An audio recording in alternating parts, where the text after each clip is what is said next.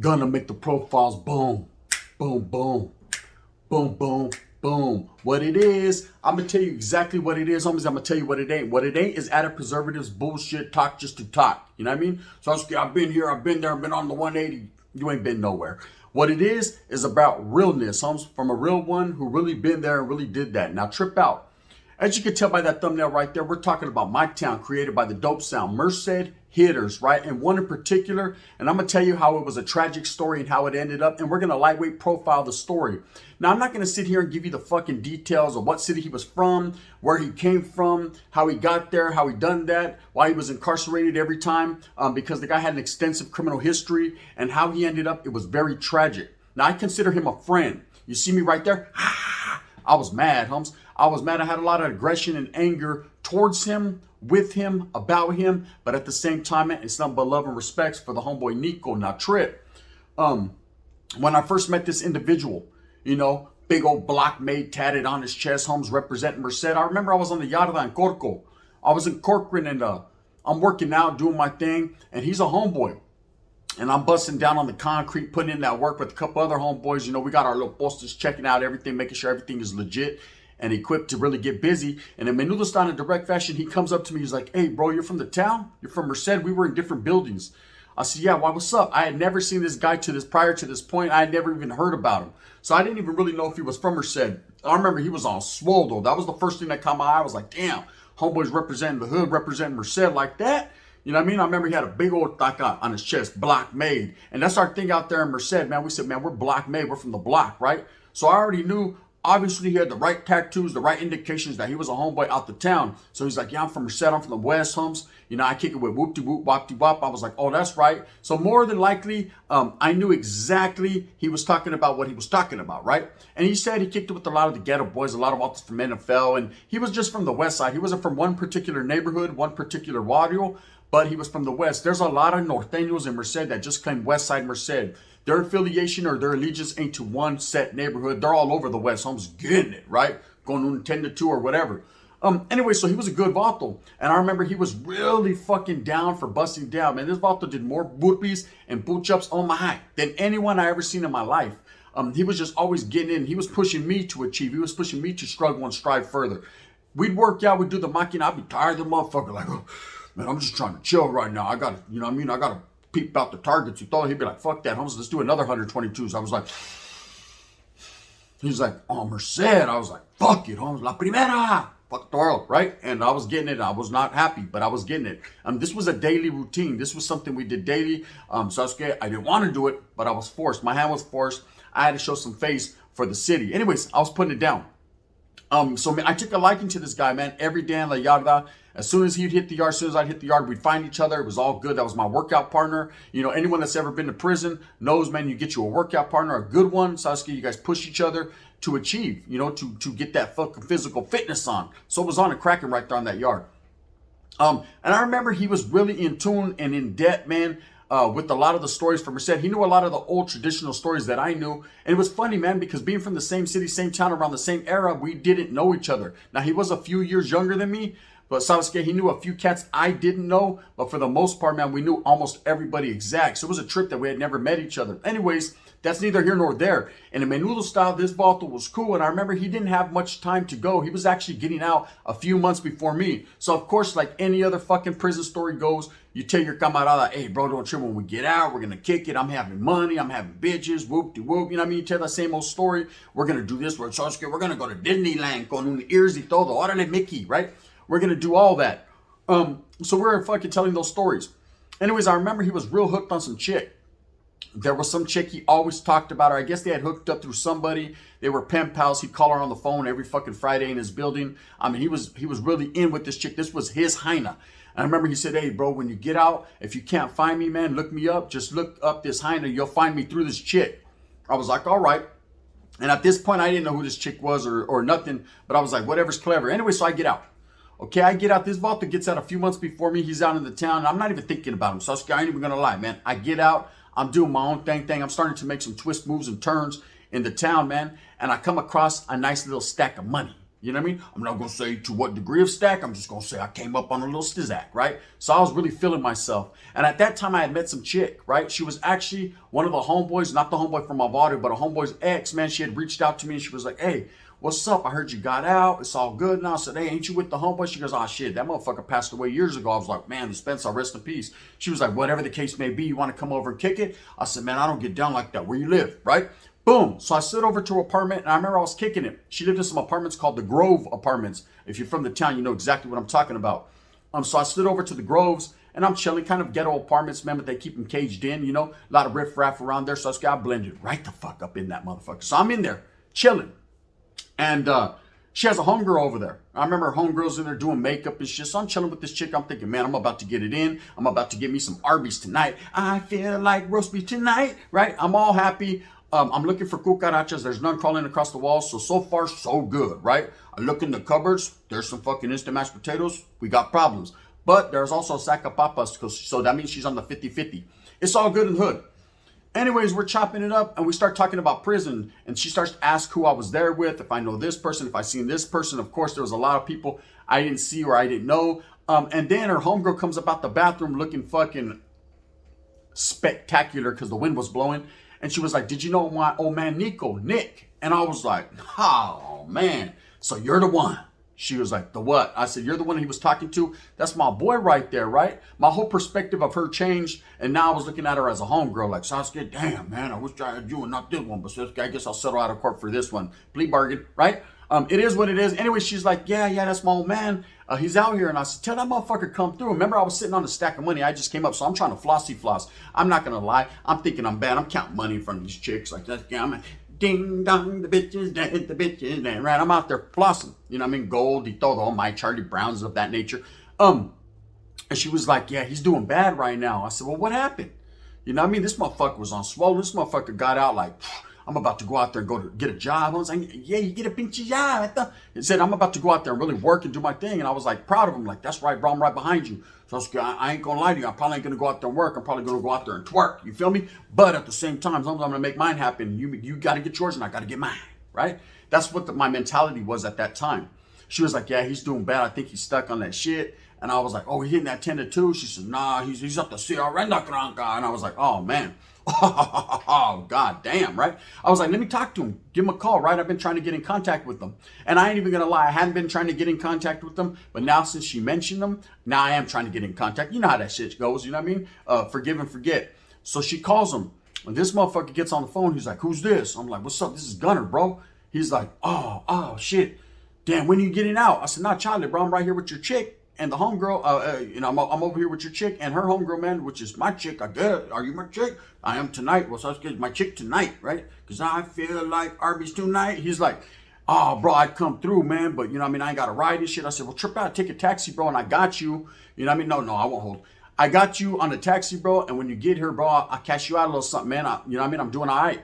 He's like, oh, bro. You know, I ain't trying to go over there for nothing. I said, what you mean you ain't trying to go over here for nothing, bro? This is your highness here, bro. You know what I mean? Well, remember, you're all hooked. Just let's get her name on your neck and todo, right? Well, come on, right? He's like, fuck it, bro. All right, I'm going to come through. Now, this is palabra. This is a serio story. This is how it went down. And I'm not speaking bad upon the homeboys' names because I'm going to tell you how it ended up. I'm just telling you a tragic story of how drugs can fuck your whole mentality up, man. Turn a solid vato into fucking mush, right? Turn a vato, a solid individual, from bacon to oatmeal, straight up. This vato turned into straight fucking avena. So Trip, he comes. And I remember he's fucking skinny, bro. He's weighing 140. We're talking about a vato whose chest, he could have put a 40 ounce on his chest of Mickey's like that and drink it like that, going on big mouth, right? Charlie, bro, this motherfucker's chest was, you know what I mean, flatter than mine is right now. And I was like, good lord, right? So I cashed him out little $2 like, God damn, bro, you know what I mean? Don't smoke crack with that, right? And I remember him looking at his hyena, and his hyena was just shaking her head. And I'm looking at his hyena, I'm looking at him. I'm like, damn, bro, the struggle definitely is real out here. I ain't trying to get caught up in that cyclone, right? And I remember he was like, hey, I got to use the bathroom. So the chick, it was in her room. You know, she lived in an apartment. So the way the makeup was of these apartments was the bathroom. You actually had to go into the master bedroom to use the bathroom. So he went in there and palabra, real talk, man. I'm telling you guys how I seen it. I'm sitting in the living room like, why you wanna Play a hate on me. I'm chilling with two hyenas, man. I'm about to get it in with one of them. The homeboy's about to get it in with his, man. Everything and all these dreams that we thought about while we were incarcerated, all the struggle, all them fucking burpees, we're gonna make them work tonight, right? I had my side still. I was good. So, it's like 5-10 minutes about to still ain't out the bathroom. I says, in there smoking on the foco, right? What's happening? So the chick goes in there. She's like, hey, are you okay? Her screams off her window in her room. He done took the 200 and ran with it. I said, man, this about to couldn't wait to get his smoke on, right? Spencer Holmes. Anyway, so he jams. So I remember that night, his highness like, yeah, I don't think it's going to last. I said, bitch, I don't think it is going to last. You know what I mean? This vault is gone. Anyways, you know, if it's major, hit me on my pager. Just ring my telephone when I'm done with her. So anyways, I got it in. I did what I did with her homegirl. The other ones in there listening, laying on the couch, just visualizing. You know what I mean? All 11. Anyways, I wake up the next morning. I tell the highness, man, it was nice meeting you. Good to greet you. Bang, bang. Whoop-de-whoop. I got the other highness number, so it's like, man, I'll hit you up. If you hear anything about the homeboy, man, tell him to get a hold of me, man. I'll lace him up on something, man. I got homeboys that own business, man. I can get him a job, man. I can get him off the CRN, the Granca, right? Oh, boy. That was not to be the case. So the next time I run into this individual, it's about 4 months later. I forgive and forget. I forget about what he's doing. I was pretty let down on a solid-ass homeboy falling off the wayside. He basically fell out the wagon, the garbage wagon. Orderly, eat it. He was done. And I'm with the homegirl, right? I'm with the homegirl. Actually, I needed to go to the parole office, and I called the homegirl. My car was in the shop, and I called the homegirl. I said, hey, do me a favor, homegirl, pick me up. Give me right to the parole office. I'm going to go in, beep, beep, boop, boop, boop, piss test. I'm up out of there. She's like, I got you, fool. Don't trip. So she comes and swoops me up in a little old beat-up Honda Accord. I'll never forget. She comes and picks me up. She's bumping. It's going down tonight. I'm looking at her like, tonight it can go down. Right? I was a maniaco. Anyways, bam, she takes me to the parole office. And I remember pulling up, and there's the homeboy right there. And his vault was hitting one of these right here. Oh, fuck, yo. You know what I mean? He was on some straight motherfucking Dave Chappelle. I'm looking at him like, good love, right? And I was like, Nico, what's up? Come here, bro. Come here. And he sees me in the car, and he comes up, and he pulls out a big old butcher knife, right? And I said, God damn, bro, what's happening? He was like, oh, bro, I didn't know who it was. I was tripping. I thought you was coming to get me. And I was like, bro, what's wrong with you, man? Get in the car, bro. He's like, oh, no, because I'm on parole and you're on parole. They'll get us for being together. I said, yeah, you're right. Stay your ass out there. But at the same time, bro, hit me up, bro. What's going on, man? Remember? Push, pull, strive. I'm not forever forward with this shit. He was like, yeah, bro, man, it's right now, it's a bad situation. It's ugly for me. Man, I'm out here in this motherfucking world, man, block made. I was like, yeah, no, the block made you into a motherfucking monster, Holmes. A yerba monster. Straight up, Holmes, the best thing for you to do is to go get help. To what degree of help? The highest degree. You need help, right? And that was that. You know, I didn't see him again for about 6 or 7 months. And I remember running into him, man. I was cruising by a park, and I see a vato getting jumped on by like 7 Asians, and they're giving him the motherfucking business. It's like Jackie Chan, Jet Li, and all his homeboys. Right? They're giving him the motherfucking Kathmandu. He's getting ninjutsu'd, right? And I said, hey!